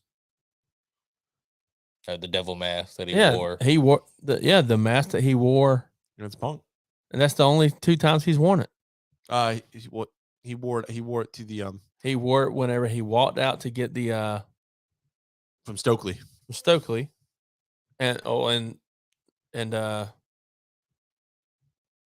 I guess the match against Punk, and then last night was the only 3 times he's worn it. But it all had to do with Punk. So I mean, there's a lot of different ways they can go. It's just all which way they're going to take. But pay-per-view in its entirety, B+, A-, somewhere there. I'd be A-. I'd say A-. Because I was one that was kind of in the boat. Somebody mentioned it earlier. Like, I don't know. Like, it was looking at the card. I wasn't. Like, I knew it was gonna have some good matches, but I was just like, okay, it's just another average pay-per-view. But I was impressed with. You said A or A-? A-. I give it an A. Cool. Guys, before we continue, we gotta thank some people real quick. Oh man, guys, y'all know how this goes. This is brought to you by Day Soul Coffee Lab out of Birmingham, Alabama. Y'all know I consider myself a coffee connoisseur. I absolutely love coffee, and I have found what I believe to be the absolute best coffee out there. With Day Soul Coffee Lab, you can be sure to get coffee that's super smooth and always fresh roasted. Some of the best, if not the best, coffee you'll ever drink. So swing over to the website, daysoulcoffeelab.co, and use promo code LOWDOWN to get 10% off your order. Guys, they even have a subscription option where they'll deliver coffee directly to you every month. It's a no-brainer. If you're going to drink coffee, you may as well make it great coffee. Subscribe and never have to worry about running out of your favorite cup. And man, we appreciate them. Guys, make sure you go and order some coffee, man. It's good. It's delicious. We also would like to thank Revolution Nutrition, right in the heart of Dusty Bend here in Camden, South Carolina. Guys, at Revolution Nutrition, you can be sure to get healthy protein shakes, iced coffees, energizing herbal teas, aloe refreshers, kid-friendly drinks, and always positive vibes. So head on over there, mention Lowdown, and get 10% off your order.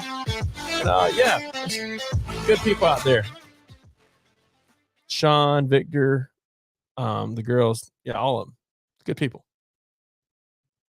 Jonathan's normally sipping on something. He don't like he's doing that tonight. Yeah, I didn't have my tea tonight. I didn't get a chance, but I'm excited to. I will be going by there in the morning. They're doing 90s week, 90s sitcom week. So they have I've had a couple. A drinker, shaker coffee based on The Fresh Prince, Full House, Saved by the Bell, Martin, 90210, and Boy Meets World.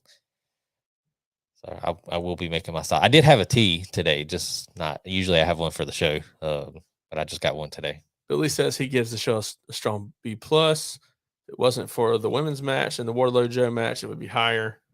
Also said Shane learned how to make the to-go packs. Yeah, dry tea. Very nice. I enjoyed it. Thank you. Thanks, Cheryl. Dang it, Cheryl. Cheryl, we love you. We love you here at the Lowdown Popcast. Speaking of, guys, make sure you like, follow, subscribe to all of our social media. You can see it at the bottom of the page at Lowdown Popcast. Facebook, Instagram, TikTok, Twitter, YouTube, all that good stuff. Anybody catch Monday Night Raw last night? I did not. I did catch some of it. I'd love to hear what you thought. It actually had some good. It was a pretty good show. Some good moments. Before we get to Raw, I just want to touch. So I didn't catch all of SmackDown, but did you get a chance to watch the Cody Roman? Absolutely, it was What'd you think? amazing. So, what do we talk about? That sounds familiar. That's what Roman Reigns said to he lays down the belts. He said, this might offend you. Lays them down and looks up and says, so what do you want to talk about? I will say this just about the Cody Roman thing and everything that's happening with Sammy. I do think as much as the crowd was behind Sammy and the whole bloodline thing, I think it was the right move to have Roman go over and it still, keep with the plan and have Roman versus Cody at Mania and then have Sammy do his own thing. Yeah, I definitely think sorry. I'm looking at confused about the ending with Cody and Sammy. I talked last night with Cody coming out last minute. Scott says, I was going to bed, but this is just too interesting. Darn you guys. Hey, Scott, we appreciate you staying on and chatting with us, man. In regards to SmackDown, I love the promo.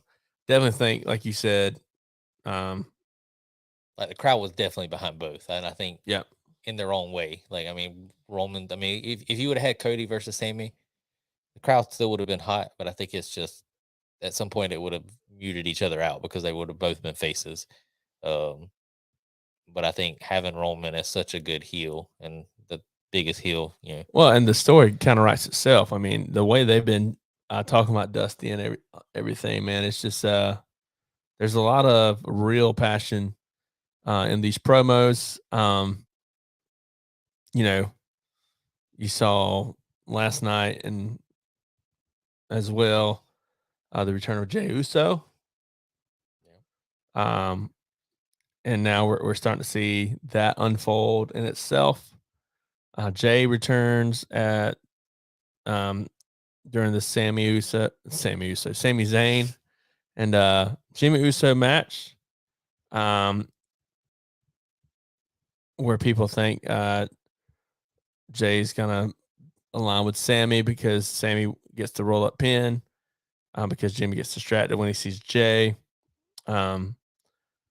Jay and Sammy hugging on the ramp. You even see Jay say, I trust you, I love you, something like that. They're both looking at the ring. Suddenly, super kick to the side of Sammy's head. And, Sammy says, or Jay says, dude, that's family. But, John Cena, man.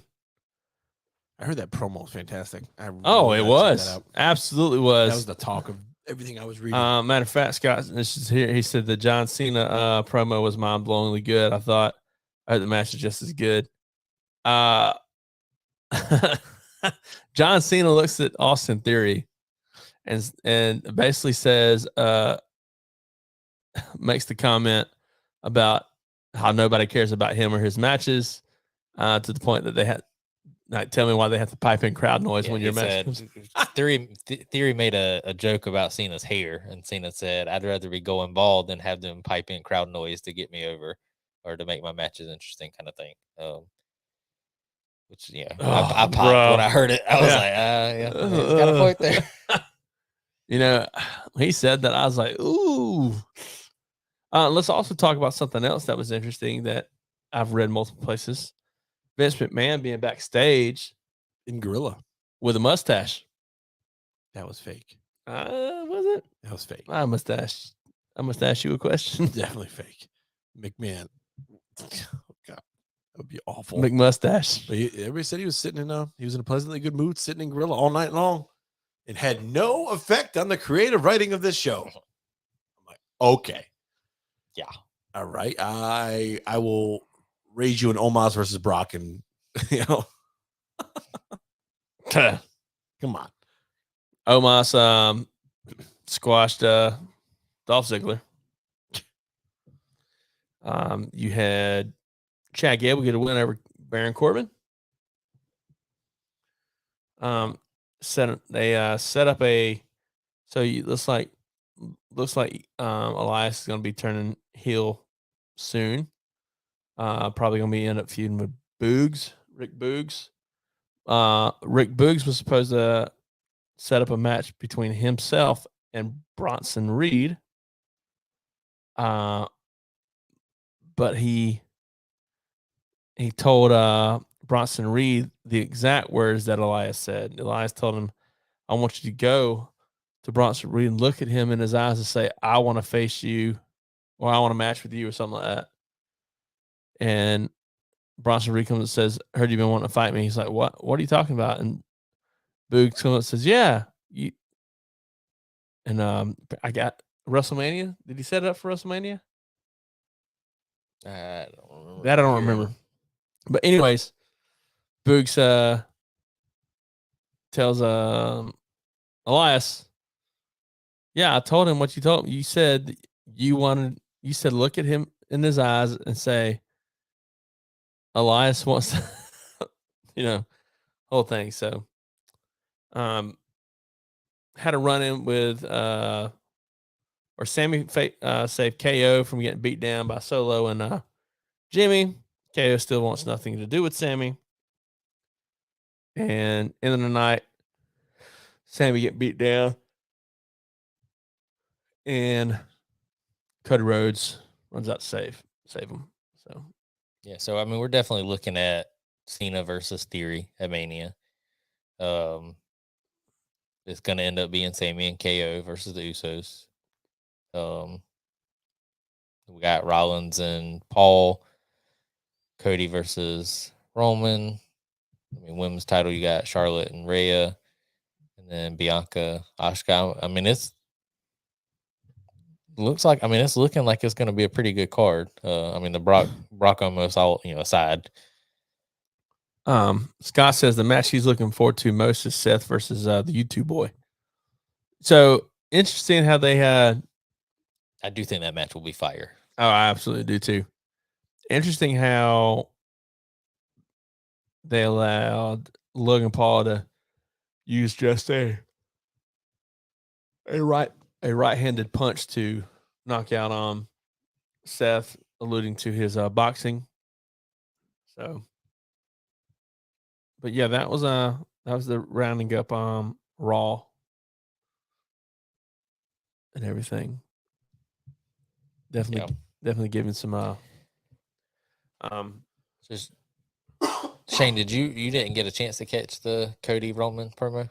No, I didn't catch the Cena Theory promo or the Roman and Cody promo, which we gotta watch that when we're done, because there was some. Ooh, so do you think one-liners in that Roman Cody promo? Some zingers, just good storytelling. So let me ask you this: so we were talking about earlier, just because it's fun to think about, but people in AEW that are better now than they were in WWE. Is Cody in WWE better than what he was in AEW? Absolutely, not even close. That's awesome. He's on fire, bro. He's got a good heel. But I think it was his own fault though with the AEW stuff. Like I think because the whole much? Well, that maybe not that. Like his whole thing with that's kind of making it work. I mean, he came in on fire. But return at Mania last year, but his whole path, like from the moment he stepped foot, he made it very clear that his path was to get the WWE title, and that wasn't gonna like him getting the AEW. As much as people gave him grief about the same thing I have with Jarrett, Kenny, and stuff, that like he was in there and he just put himself over. Like any new talent that came in had to fight Cody first. Like he lost a match at the beginning, like when AEW started. I missed that. I mean, I wasn't a part of that, but he never went for the title. I mean, it was just like no matter how Well, he did he shot himself in the foot when he said he couldn't go for when it. he said if I lose, I will never go for the AEW title again. And he stuck to it. He stuck to it. I Now, get it. I'm that's sorry, what I'm saying, but I think Cody's that handicapped him. I mean, he was Cody's throne breaker stuff in AEW was pretty good. I mean, because he had good moments in Yeah. AEW. I think it was just handicapped by the fact that I actually once think he said that he wasn't going to, if he lost, he wasn't going to go for the title. And then, I mean, he did hold true to that, but I just think at some point, you could tell. I mean, we talked about not sure what he was going to do leading up to like if he was going to go back to AEW or sign with WWE. But that was the moment where, like, it seemed in AEW the crowd wanted him to be heel so bad, and he kept coming out saying like, "I'm not going to do that. I'm not going to do that." And then immediately, I mean, he just took time off, like 2 months off, showed up on WWE, and has been the biggest baby face that the company's got. So I just think his path in AEW wasn't what wasn't going the way he wanted it to go, which is, I think, creatively, when you have a vision of where you want to be, and then the crowd's taking you a different direction, or the company's taking you in a different direction. I mean, that is bound to cause some issues character wise at some point. Yeah, I think Cody had a lot of good. I think Cody had a lot of good moments in AEW. I think of him and Dustin was fantastic. Yep. I think it was actually he had a cage match against Wardlow. He did. Where he did a moonsault off the top of the cage. Broke his toe or something. I thought that was great. He had some other good stuff, but I think how about one of his last spots with AEW? Cutter with Sammy Guevara off the top of the ladder. Yeah, I mean, what's the thing with Andrade through the flaming table? Yep. Yeah. Again, great moments, but great moments doesn't necessarily mean great build storytelling, right? You can have good moments by themselves. Well, we've talked on air too about Cody leaving AEW and it being a huge blow, like not just character, but behind the scenes. But you're talking about the story part. I mean, so Cody's last 4 or 5 promos, the promo with Roman on Friday night, fantastic. Promo he had with Sammy, fantastic. The promo he had with Heyman, fantastic. I mean, you said like, hey, you were like, well, Heyman made the promo and stuff like that. Like, it can't always be the person like every single promo that Cody's had, just that particular one. That's all. The last 5 or 6 promos since he's come back from the Rumble have all been amazingly good. But it's all because it's telling. I mean, he's doing exactly what he needs to do to tell his story, and then whoever he's in the ring with. Scott says, I give Monday Night Raw B+ for sure, and Cody and WWE is fire. Somewhere down the road, there has to be a face-off with Triple H in the ring. All the AEW antics. Well, I mean, and if you remember, Scott, in the promo with Roman on SmackDown, he makes, I believe it was this one. He made the comment, me and my buddies made this little old wrestling company, and we're told we'd never get 10,000 people in the building. Did that type of thing. So he's one who always likes to fight against the grain. But yeah, so I'll say this about Cody, which is, I guess, one of the thing that makes his path right now so good. And so his whole path has been about never having the title and that being where he wants to go, but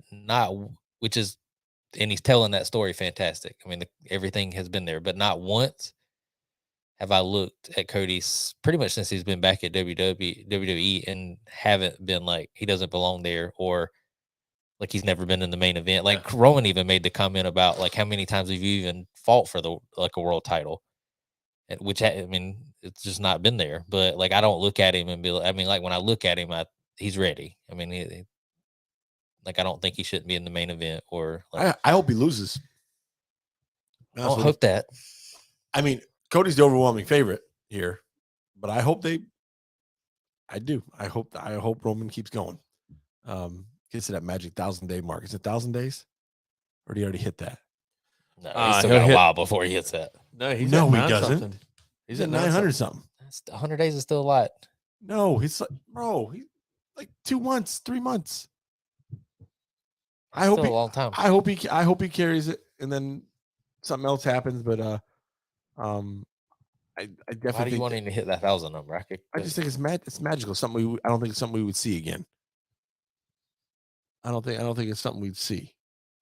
918. So 3 more months. I think. Where does that put us? February 16th was 900, so he's at over 920 now. Yeah, 3 more months. I just think there's something special about that $1,000-day reign. 1,000-day Roman reign. I don't know. Something. I don't think it's something we'd see replicated again. Yeah, that's just my hope. You've told me a while back that wrestling is about moments, and I just think Cody winning it At WrestleMania. at Mania would be the moment. It's every moment, though. Brian winning at Mania. I mean, But no, but like I'm not saying Cody had to win at Mania, but now he's there. Like if he loses and then wins at the next pay-per-view, it's not going to be the same Backlash. because he's already had a shot. I think it has to be. This is his shot. To do or die. Die. Now he could very easily not win. But I mean, I could definitely would. They could make it make sense plenty of ways. all about if it's done right, but if it's done wrong, and like if I don't want to think what it could do for Cody's like this path, like how he's been doing. I mean, it's been nothing but up. So it could be bad. It'd be really bad if they do it wrong. But Speaking of nothing but up, Creed opened this past weekend. Creed 3, the highest grossing sports movie ever. $57.1 million. That's what they said today. Yeah. I saw that. I like Michael B. Jordan. Period. That's a movie. I didn't get a chance to watch it this weekend, but I am going to try my hardest to go on Thursday. That's a movie. Well, I'm going to see Scream Thursday. It's been rated as stabulous. So I can't wait. Oh my gosh. Yep. So I can't wait to see that. And then that'll be my Thursday night movie, and then Creed will be my weekend. Everybody's looking. Oh, let's see here. Carolina Wrestling Network says Sammy and Roman match before Mania doesn't do it for me because y'all know Sammy isn't walking out with the belt there. Definitely. So I agree. I think if the pay-per-view would have been anywhere but Montreal, it would have been 100% fact that he wasn't going to walk out. But the fact that they were in Montreal was what gave it that little bit of It had some good falsies. Convincing that maybe it could have been Sammy's moment. I mean, I didn't see it happening, but it was just one of those things where because it was in Montreal, it just made you think like, I mean, they could pull the trigger. If they were going to pull the trigger, it would have been in Montreal, not some Bodunk town. Bodunk. Like Philadelphia. Yeah, nothing good ever comes to Philadelphia. Sorry, Billy. No offense. Before we wrap this thing up, anything that we know is supposed to be happening on Dynamite yet? I looked earlier. There's really not been much announced. So the Powerhouse is fighting Wardlow for the TNT title, because he won the Orange Cassidy set for AEW Dynamite title defense against Jay Lethal for the fourth time. Ruby is fighting Sky Blue, and then JAS is fighting AR Fox in Top Flight. All right, that's all that's so been nothing's announced. really announced. Okay. Very nice. Which could make the show pretty interesting because usually by now they have the whole card for the most part announced, and there's really not much announced. So that's a pipe dream, not a pipe bomb. They definitely have to further. Tony Khan, big announcement. Jeez. They have to further the FTR stuff. So that's a given, right? Yeah. So they are in Sacramento. Okay. This week. The Sacramento Queens. Then next week they're in Winnipeg. Okay. So there'll probably be a lot of stuff announced for next week. Think you know me.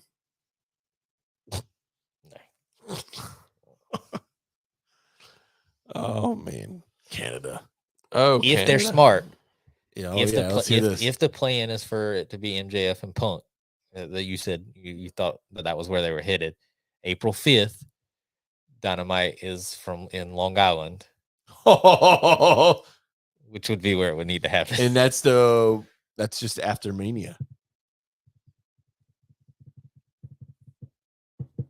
And Where they go to Chicago. no, hold on, nope. But this could just be coincidence. So April 5th. There's no way they'd have Punk return in Long Island. April 5th. That'd be fantastic. They April wouldn't do 5th that. Is in Long Island, and then the poster for the April 7th. So Rampage is live that night. The following Rampage, because it's Battle of the Belts is afterwards. The poster has the Young Bucks, but their arms, like when I first looked at it, I swear it looked like Punk's arms doing the cross. There you go. It's writing itself. There is no way they have Punk return in Long Island unless he comes back as a nuclear heel. Nuclear. There's no way. And I don't see MJF turning face. There's no way. Where would they return? But I was literally scrolling and it's got the Bucks doing the arm thing, but their arms are crossing and they look, I swear, I was like, oh my God, I got Punk on the poster. But it's again, this is an AEW that thing. Can't be coincidence. This is what they do. This is what they've always done. They drop the breadcrumbs, but they usually deliver. The only time where they really didn't was that whole Sasha thing. I think something happened there. Maybe the wrong timing, without the money and the, J Card deal and everything. Which in Sakura, Japan, she'll be facing Kyrie again. Yeah, and I think she retains, but I think they're heading toward Forbidden Door here. And there's just no way they don't capitalize on the New Japan relationship with AEW. Yeah, no way. What else, guys? Anything else? That's it for me, brother. You got anything? Nah, man. Tickets go on. Pre-sale tickets go on sale for SmackDown. Wednesday morning, 10 a.m. As long as you have the special code. We have it, but we can't tell it. We could. We wouldn't. We don't have anybody getting better tickets. I'm not going, but they might. I don't know yet. We might. Let's see what I'm kind of interested. This time last year, I would have been. I could have cared less, but what could possibly captivate you to go to SmackDown? It's the A show. Is it Bray Wyatt? Oh, because this stuff's great.